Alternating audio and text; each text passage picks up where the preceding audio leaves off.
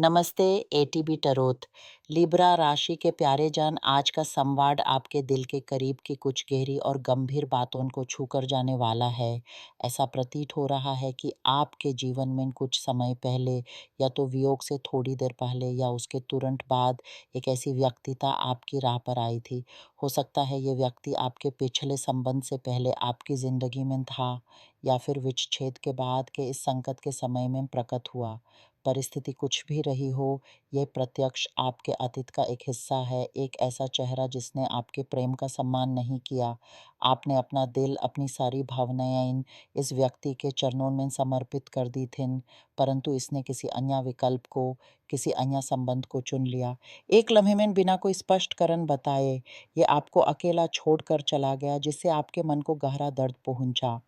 कुछ आपके लिए ये आक्रमण वियोग के बाद के इस नाजायज़ दर्द में ही हुआ होगा, जब आपने इस नए चेहरे में सुख की एक किरण देखी होगी। यह आस बंधी होगी कि अब प्रेम के नाम पर और रंजित नहीं होंगे, परंतु अंततः आपको फिर से एक ऐसी ही पीड़ा से गुजरना पड़ा। अब समय के पहियों के घूमने के साथ मैं एक संभावना देखती हूँ।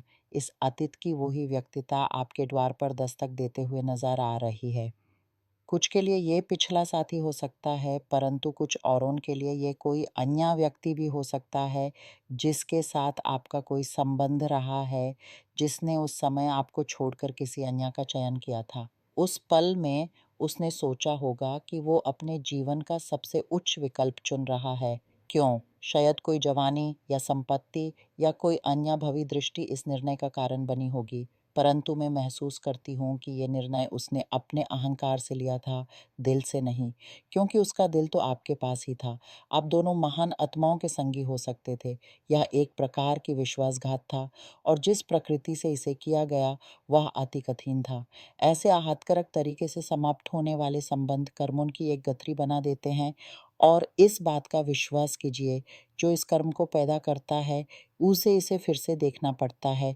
ये एक ऐसा बोझ है जो तब तक आपका पीछा नहीं छोड़ता जब तक आप इसे सुलझाते नहीं, क्योंकि आप अपने लिए एक ऐसी ऊर्जा खड़ी कर देते हैं जो आपके जीवन के हर पक्ष को अवरोधित कर देती है। तो ये व्यक्ति जो आपके द्वार पर आने वाला है, वह कर्मिक दृष्टि से आ रहा है, अपनी कराहती लेकर, उसकी जो उसने आपके साथ की।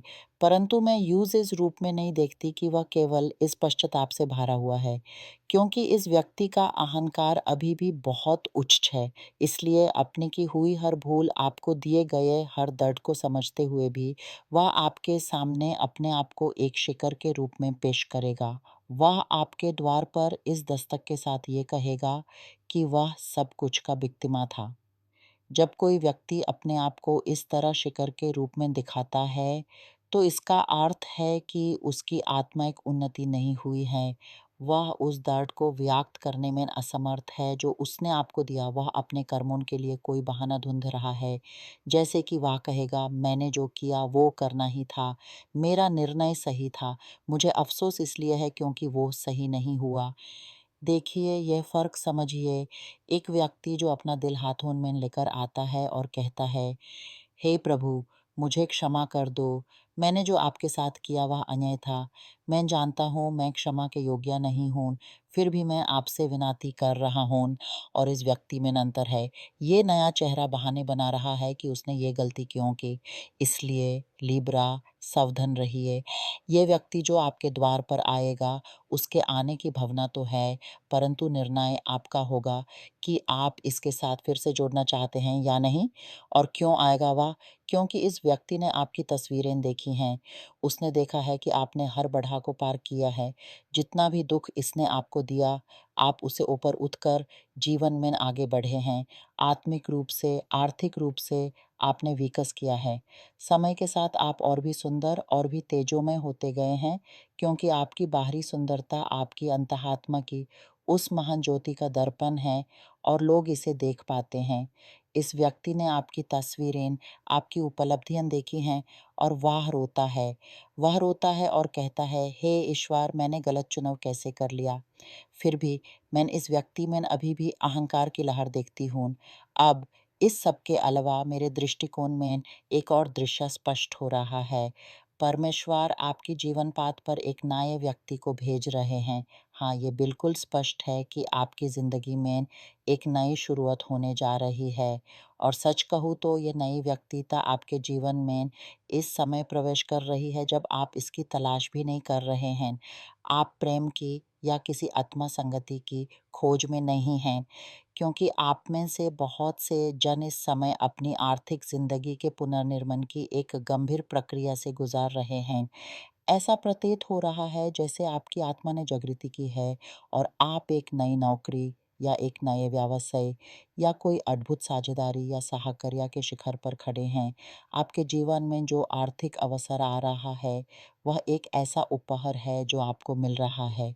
शायद आज आप इसकी महत्ता को पूरे रूप से न समझ पाएँ, परंतु ये सच में एक वरदान है, ब्रह्मांड का आपको दिया गया उत्तर है।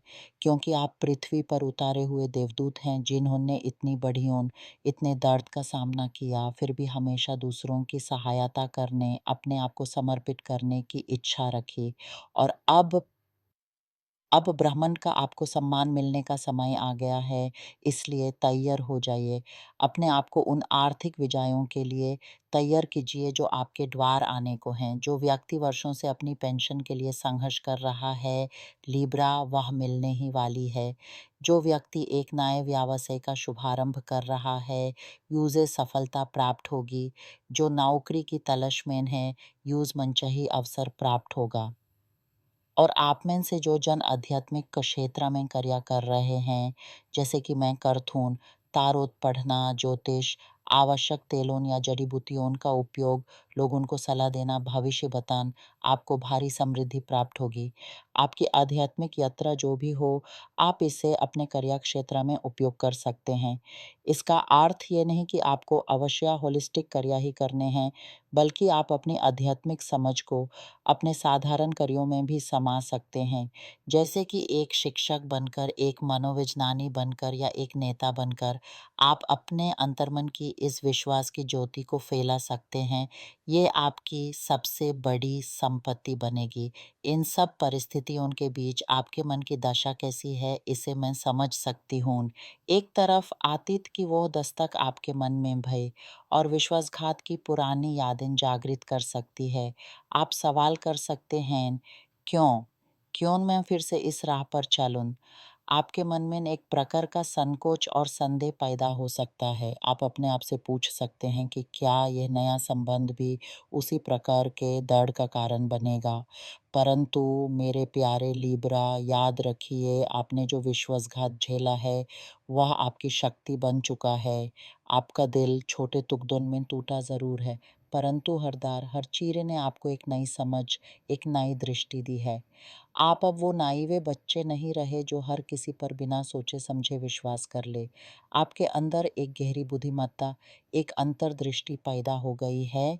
इसलिए जब भी ये निर्णय लेना हो, अपने अंतःकरण की आवाज़ सुनिए। अपने दिल से पूछिए, न कि सिर्फ दिमाग से। दिमाग आपको पिछले दर्द या भविष्य के भय दिखाएगा, परंतु आपका हृदय आपको सच्चाई का मार्ग दिखाएगा। और उस नई रोशनी की बात करें जो आपकी ओर आने वाली है, तो सोचिए आप एक अंधेरे कमरे में बैठे हैं, जहाँ एक खिड़की से सिर्फ थोड़ी-सी धूप आती है।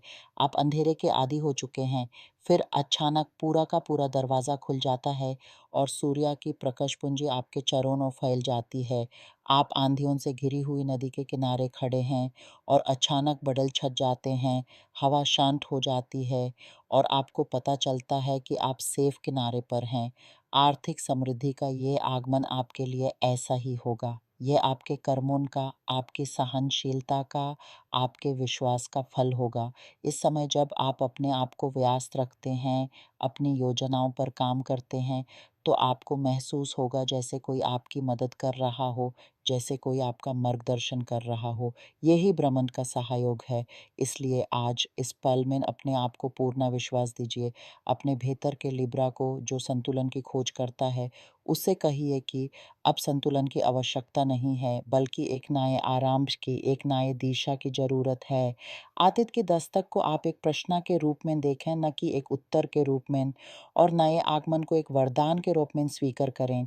आपकी यात्रा इतनी सुंदर रही है, इतनी कठिन रही है, और अब ये एक नया पहलू लेकर आ रही है।